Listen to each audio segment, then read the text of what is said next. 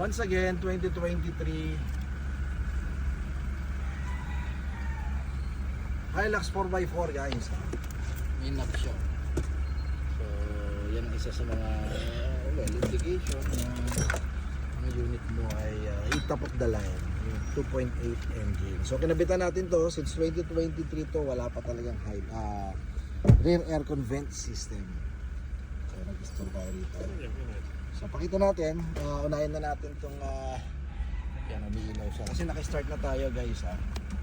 Naka-start na tayo. So try muna natin yung charger niya. Yun. So far naman kabila. Yun. So gumagana. So may ilaw din siya, ayan ah. Then try natin yung kay doctor natin.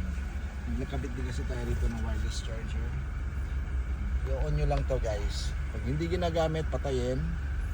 Yan pag gagamitin mo, yan. Standby mode yung kulay blue.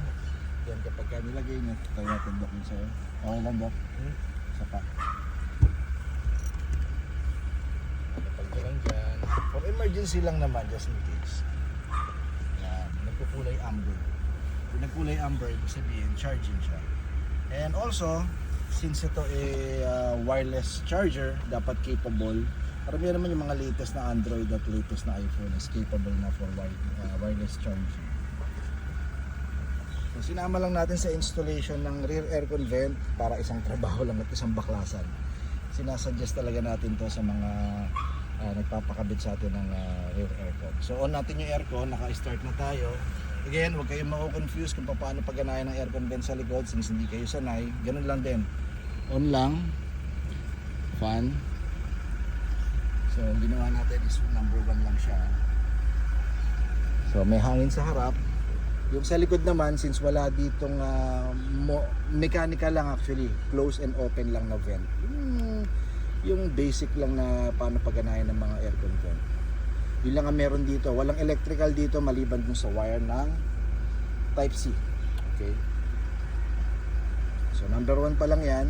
Nararamdaman ko na. Ang height ko is 5'9", 5'10". Sasandal ko na rin ang aking ulo. Try ko kung aabot sa mukha ko yung vent. Netong side lang na to guys ha. Okay. Itong right side lang. So far naman umaabot. Yung lakas dito at lakas sa harap. Hindi naman din ganun nalalayo ha. Pero tingin ko mas malakas yung harap eh. Since malapit siguro sa condenser. Yun. So kung nasa sa inyo na yun, kung gusto nyo lakas yung fan, okay lang din.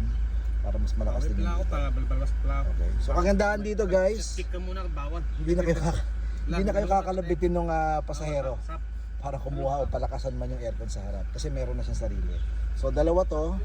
Tatlo naman nakaupo rito. Kaya na niyang, yung cabin hindi na mahirap palamigin. Nakakatulong na to. Alright. So ganun lang ka-basic yung pag-install. Applicable sa lahat ng 2016 hanggang 2025. Basta wala pang aircon vent, pwede natin ikabit to. Sa ganung generation lang at ganung model ng Hilux guys. So pakita ulit natin yung labas.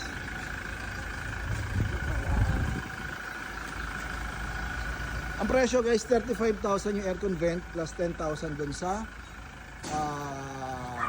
wireless charger natin. Okay, follow TRD Parts.